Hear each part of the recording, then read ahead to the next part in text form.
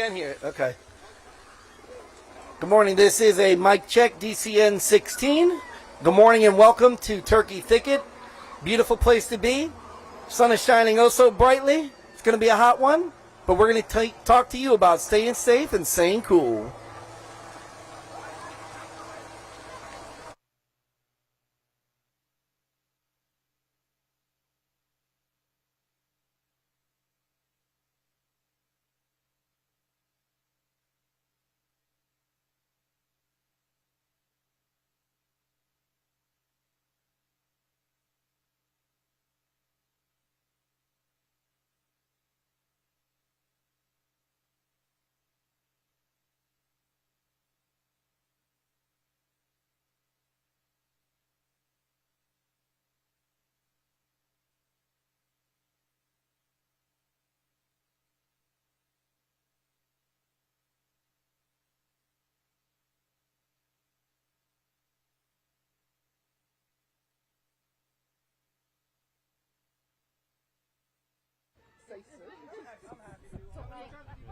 Test 1 2 3 4 5 6 7 8 9 10. Testing 1 2 3 4 5.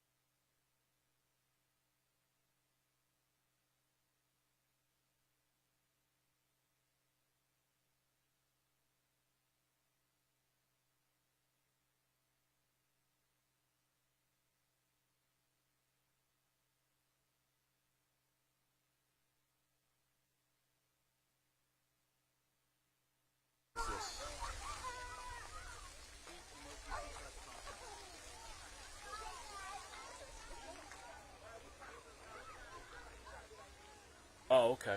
All right. Okay. Okay. Gotcha. All right.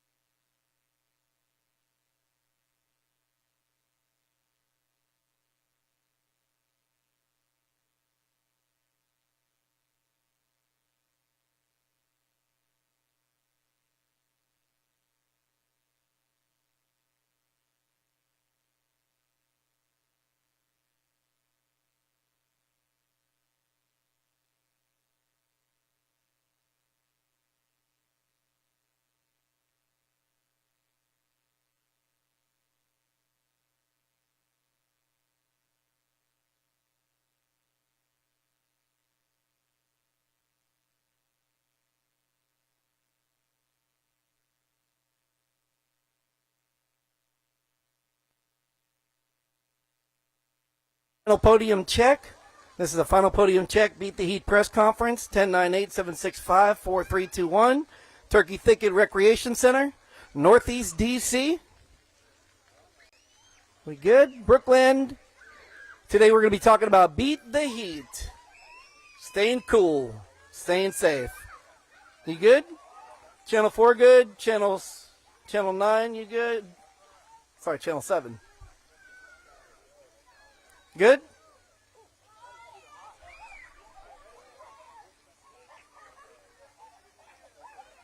Okay.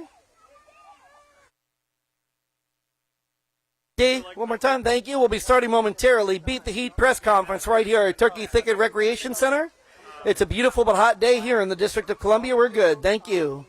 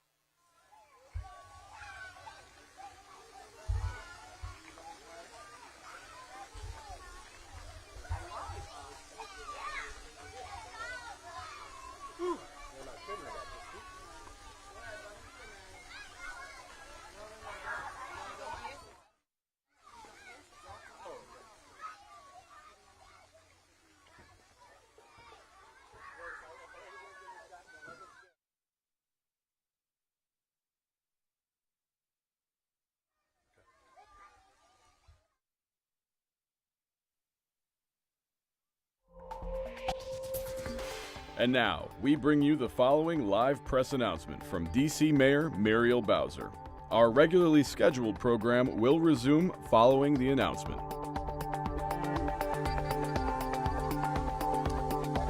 Good morning, everyone. My name is Chris Geldart. I'm the Deputy Mayor of Public Safety and Justice for Washington, D.C. I'm joined here today by members of Mayor Bowser's administration. We have Rachel Pierre from the Department of Human Services, Dr. Jean Moyes from the Department of Behavioral Health. We have Sergeant Holly Byrne from our Fire and Emergency Medical Services, and Monique McSween from the Department of Parks and Recreation.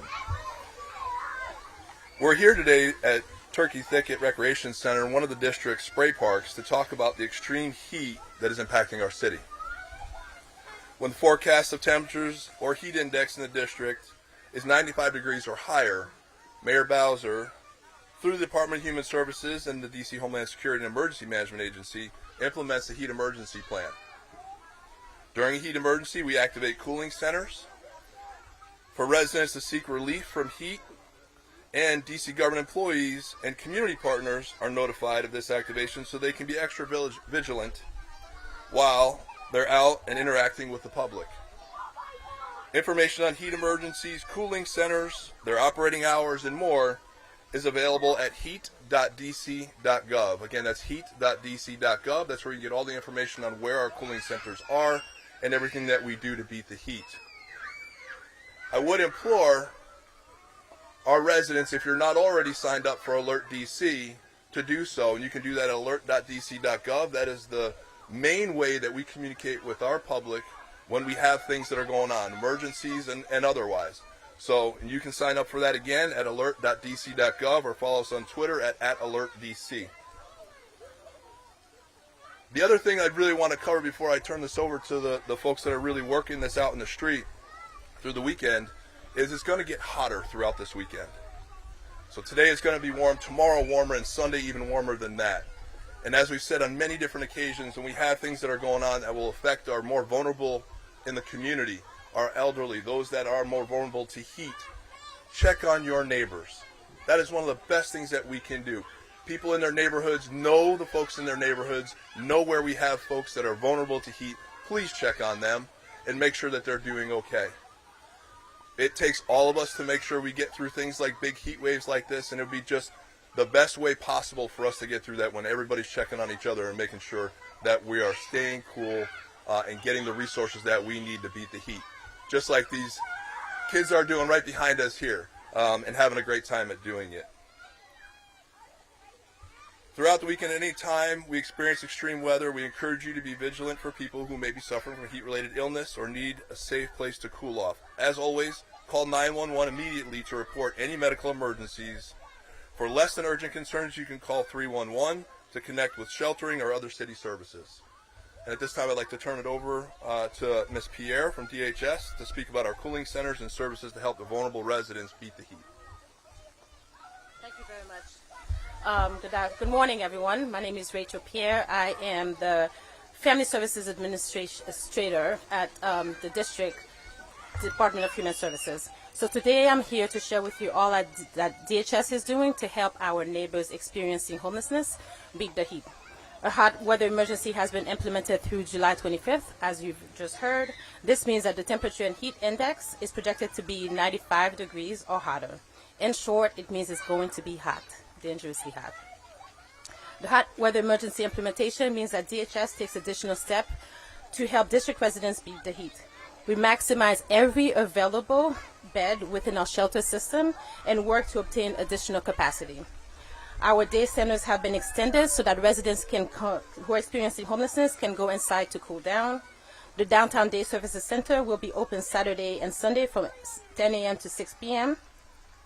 The 801 East Day Center will be open from 9 a.m. to 6 p.m. Saturday and Sunday, and the Adams Place Day Center will be open from 7 a.m. to 7 p.m. on Saturday and Sunday.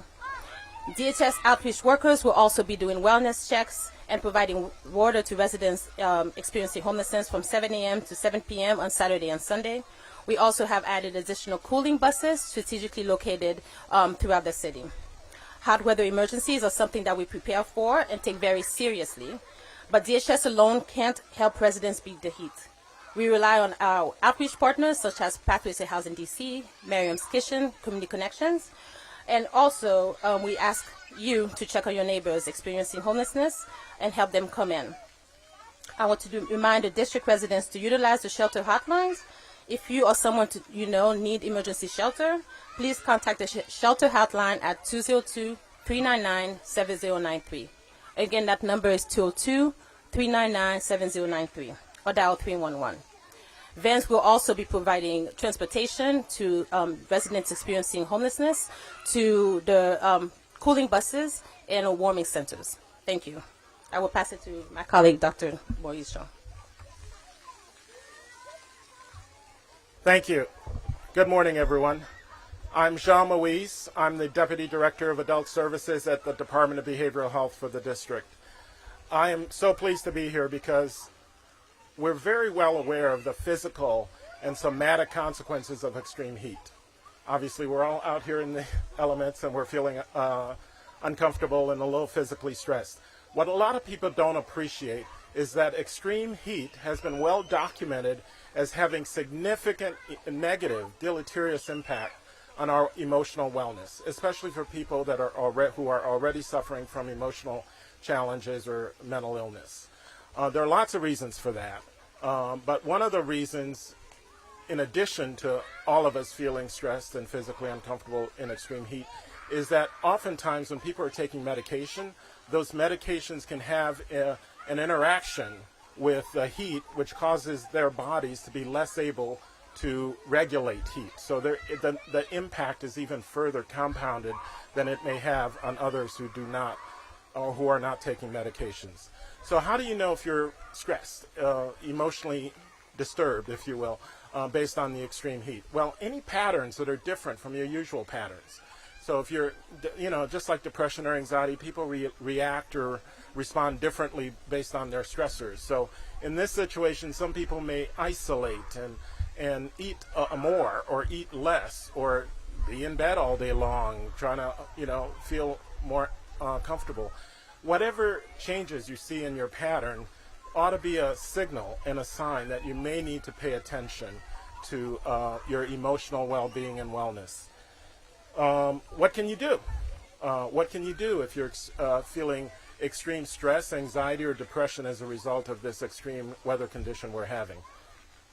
One thing, obviously, we all know is to stay cool, stay hydrated, get indoors, stay as physically comfortable and cool as you can. At the same time, some people retreat to bed or to the couch. You want to stay active. So something you might want to do is to go to a mall or go to a movie theater and do something you enjoy that gives you purpose and satisfaction, but stay active. Don't stay locked up in your apartment or your house. Pay attention to your feelings. People may feel anxious, irritable, stressed, but they're not able to determine or figure out what's going on. Take a moment, take a time out, and think about what's going on. Is it family? Is it tensions? Is it work? Because all of those natural stressors that we may have are further exacerbated in a situation like this. Lastly, for those of you that have a way of getting centered, focused, to take a time out and consider your circumstances and your emotional health, whether it's a structured practice or just a little time out, watching TV or listening to some jazz or some good music, I encourage you to do that, to get recentered and refocused in terms of what you need to do to take care of yourself. Lastly, stay connected to other people, stay connected to your passions and what gives you pleasure and joy. And if all of those things, you're still having difficulties with all of those things, please reach out to the Department of Behavioral Health. You can reach us at 1-888-7-WE-HELP. Thank you.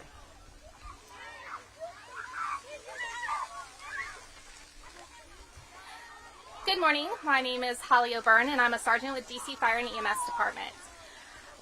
DC's bravest very strongly want to make sure that you are healthy, taken care of, and supported during this heat emergency. First, I want to give you a couple of really good tips to help break the heat cycle for everyone in the district. First, wear loose-fitting light clothing. Make sure that you stay in the shade if you have to be inside or outside, and make sure that if you are outside, you are hydrating and we are choosing to use water and sports drinks rather than sugary drinks. Okay. I also want to let you know there are two different types of heat emergencies that we're going to be faced with. The first one is going to be signs of heat exhaustion. Now, this is the more mild condition. This is where you're going to have signs of weakness. You're going to feel more tired from being out in the sun. You're going to feel dizzy. You might feel a little sick to your stomach or nauseous. And you might also start to develop a headache. Look out for these signs. This is your body giving you a warning sign that you need to come in and get away from the heat. So please move into the AC. Loosen any of your tight-fitting clothing and begin to hydrate with cool drinks. The more serious condition, the one where we want you to contact 911, is called heat stroke. This is a very severe medical condition. Okay?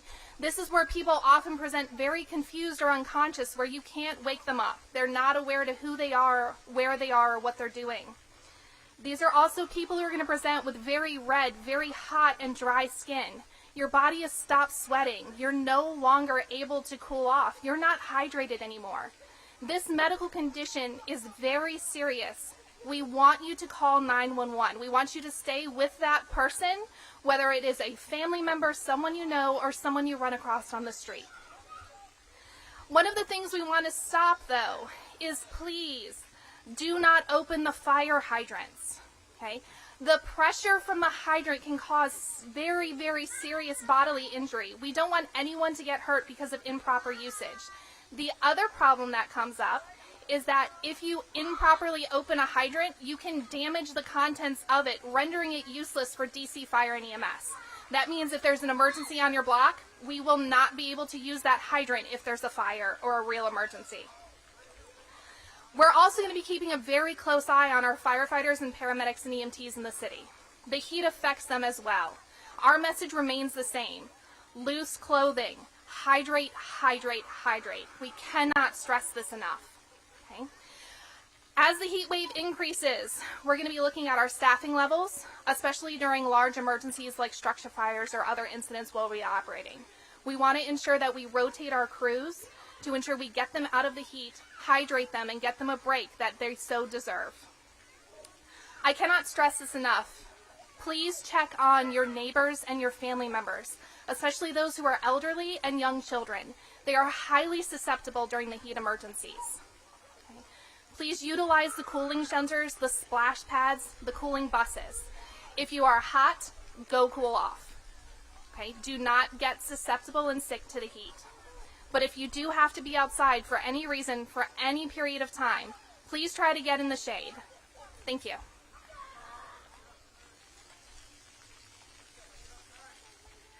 Good morning, everyone. My name is Monique McSween, and I am the Deputy Director of Strategy and Communications at the DC Department of Parks and Recreation. At DPR, we are pleased to be the place where fun happens.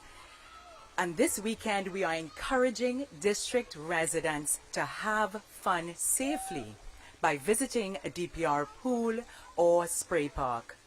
Under Mayor Bowser's leadership, DPR's Director Delano Hunter has identified 10 pools which will be open for extended hours this weekend. Those extended hours are 10 a.m. to 8 p.m. And that's today, Friday, as well as tomorrow and Sunday. Now, we also have 11 additional outdoor pools and 9 indoor pools, which will be open this weekend during our regular operating hours. Additionally, we have 34 spray parks, just like this fun spray park here at Turkey Thicket Recreation Center, which our kids just love and enjoy. And those spray parks are open throughout the district from 10 a.m. to 8 p.m. A full list of DPR pools is available on our website, dpr.dc.gov, in the Find a Pool section. Again, we encourage district residents to have fun this weekend, but have fun safely by staying cool at a DPR pool or spray park. Thank you. I now hand the mic over to Mayor Gelder. Thank you. Okay, so you've heard from several of the district agencies on what to be aware of for yourself or for others that are out there. places where you can get cool, and I think you heard the common message across the board. Let's look out for each other. So let's take a couple of questions now. Mark. Deputy Mayor, are there any large events planned in the district, marches, rallies, block parties, and has anything been canceled because of the heat? So I'm not aware of anything being canceled due to the heat, Mark. We always have a lot of weekend rallies and events that are going on. I'll be partaking in one of those tomorrow, a peace walk that we have and a peace event through 202 DC. So I know that's still going on from 10 o'clock until 2 o'clock. Not hearing anything really on cancellations. But again, with everything that was given up here for people to take caution, ways that they can beat the heat, I think that we've given a lot for folks to understand if you are doing things outside, limit that time, try to be in the shade, and make sure that you're wearing loose-fitting clothing and light clothing so that you can beat the heat. Yes, sir. Yes, Dario Lopez from Telemundo. What is the recommendations for some workers, like construction workers or food truck workers, to try to avoid the heat stroke? Sure, and I think pretty much everything we set up here applies to the workers that are out as well. Loose clothing, it's really hard if you're working out in the heat to get out of the heat. More frequent breaks, of course, and of course be very diligent of what the sergeant went over, of all of those things leading you from, something as simple as heat exhaustion over to heat stroke. Know what those signs are, know when it's time to take a break, and get out of that heat and cool off, and stay hydrated.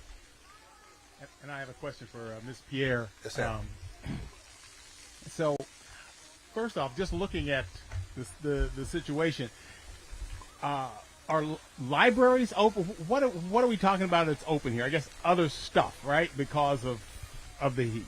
Sure. So I mentioned that we have day centers that are usually open with limited hours during the week. We have extended those hours on the weekends. So all of our day centers ultimately are open from 9 a.m. to 6 p.m. We also have additional cooling buses. We actually have 4 additional cooling buses that will be strategically located throughout the city. And we'll make that information available. I have the details here. But also our shelter hotlines, the transportation, are available to pick up anyone who is experiencing homelessness or who would like to come in to the day centers or the cooling buses as well. Now, and I have a question on another topic, but I understand I should just ask you here. Is that your understanding? Sure. So we're interested, obviously, in a building that's out in Southeast at Chesapeake Street. And this is a building where apparently there are a lot of problems with people coming in off the street using drugs, and it says terrifying the people who live there. And we're interested in what what your agency is doing about it, specifically a woman who lives there with 3 children. Sure, thank you. So I just want to start by saying that we're very disturbed with the pictures that were shared regarding the state of this building.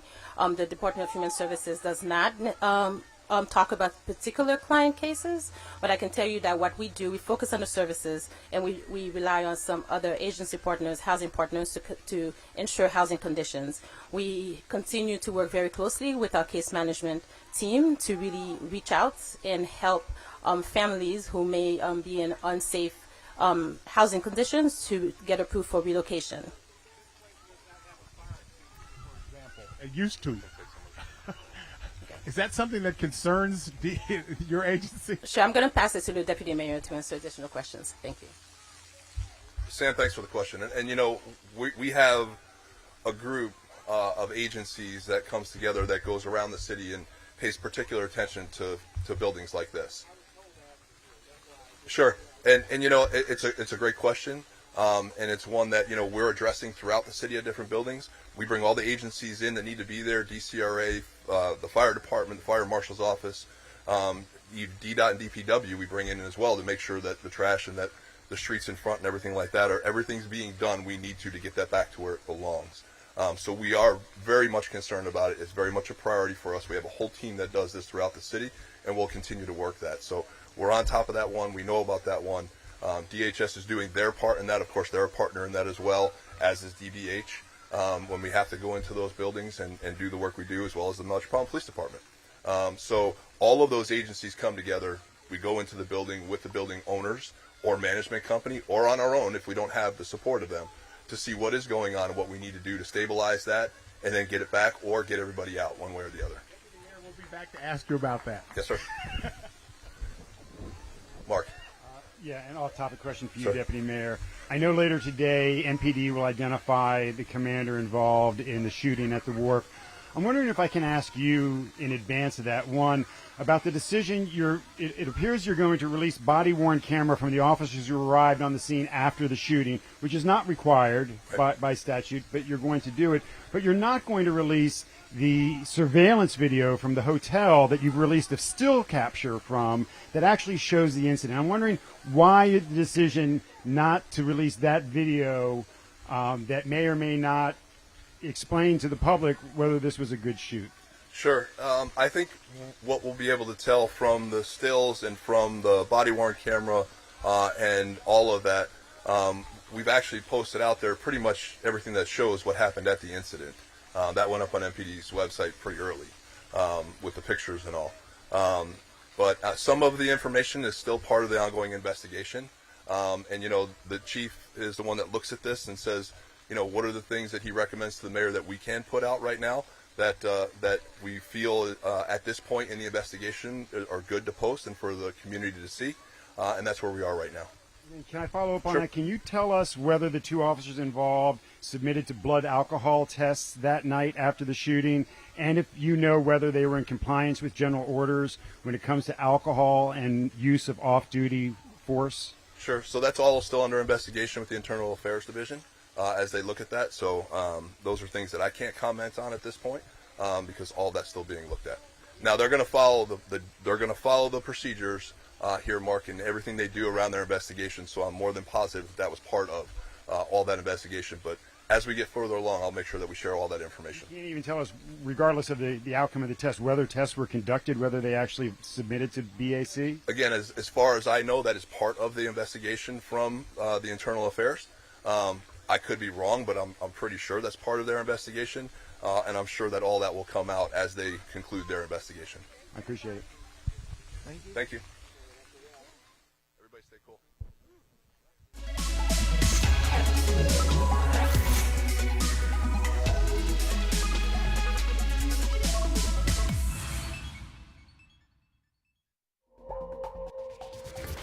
We now return to our previously scheduled program, already in progress.